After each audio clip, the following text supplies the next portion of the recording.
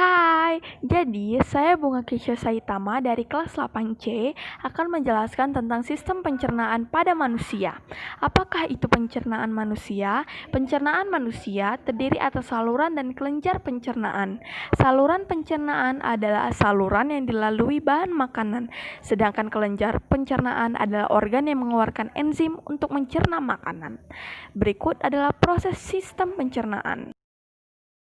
Jadi, pada sistem pencernaan manusia diawali dari mulut.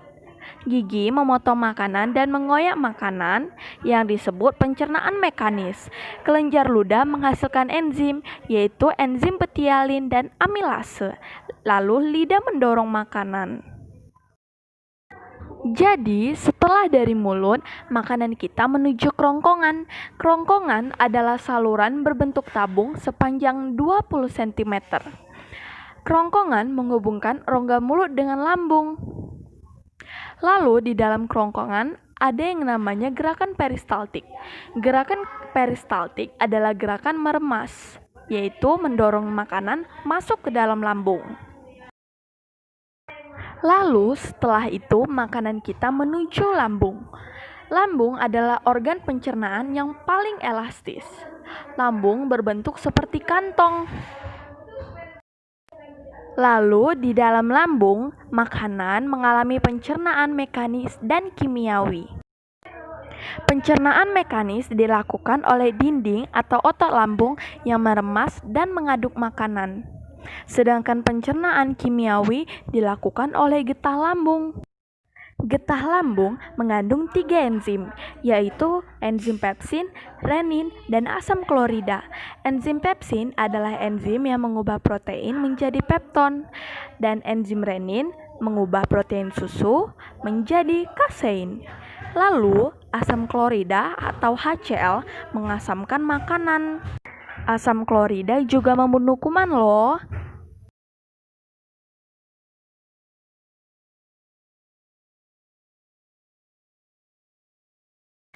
Selanjutnya, makanan dicerna di usus halus. Usus halus adalah usus terpanjang. Ukurannya bisa sampai 6-7 meter. Di dalam usus halus terdapat cairan khusus untuk penyempurnaan pencernaan makanan. Lalu, ada 3 bagian usus halus, yaitu usus 12 jari, usus kosong, dan usus penyerapan. Usus 12 jari atau yang sering disebut duodenum bisa mencapai panjang 25 cm. Fungsinya dapat mencerna makanan dengan bantuan getah pankreas dan getah empedu. Getah pankreas terdapat di kelenjar pankreas. Pankreas juga mengandung enzim amilase, yaitu enzim yang mengubah zat tepung menjadi zat gula atau glukosa. Lalu enzim tripsin, yaitu mengubah pepton menjadi asam amino. Lalu ada juga enzim lipase, yaitu mengubah lemak menjadi asam lemak dan gliserol. Getah empedu dihasilkan dari hati dan disimpan di dalam kelenjar empedu. Getah empedu berfungsi untuk menghancurkan lemak. Lalu ada usus kosong atau yang sering disebut jejunum. Usus kosong bisa mencapai panjang 2,5 meter. Usus kosong mencerna lebih lanjut makanan yang telah dicerna oleh usus 12 jari. Lalu ada usus penyerapan. Usus penyerapan yaitu tempat penyerapan sari-sari makanan. Di seluruh permukaan usus terdapat ujung-ujung pembuluh darah yang menyerap sari-sari makanan. Lalu, sari-sari makanan diedarkan oleh aliran darah ke seluruh tubuh loh. Lalu, makanan-makanan yang sudah diserap itu masuk ke dalam usus besar. Usus besar yaitu menyerap cairan, vitamin, dan mineral dari sisa-sisa makanan yang telah diserap oleh usus halus. Di dalam usus besar ada yang namanya bakteri E. coli.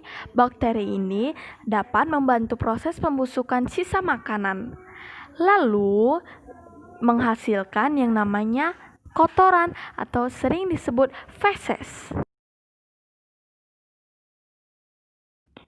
Jadi, ketika kita merasa mules, yaitu terdapat organ yang terakhir yaitu rektum. Rektum ini adalah ujung muara yang menyimpan feses sementara. Jika rektum ini sudah dipenuhi oleh feses, maka rektum ini akan memberi respon kepada otak. Lalu kita akan merasa kita itu perlu membuang air besar. Lalu terakhir ada anus. Anus adalah lubang tempat keluarnya feses dari dalam tubuh. Jadi, seenak-enaknya makanan yang kita makan akan terbuang juga. Tetapi, sari-sari makanan yang sudah diserap dalam tubuh akan menjadi energi kepada kita. Berikut adalah bagian akhir dari penjelasan saya tentang pencernaan makanan pada manusia. Terima kasih atas perhatiannya. Goodbye.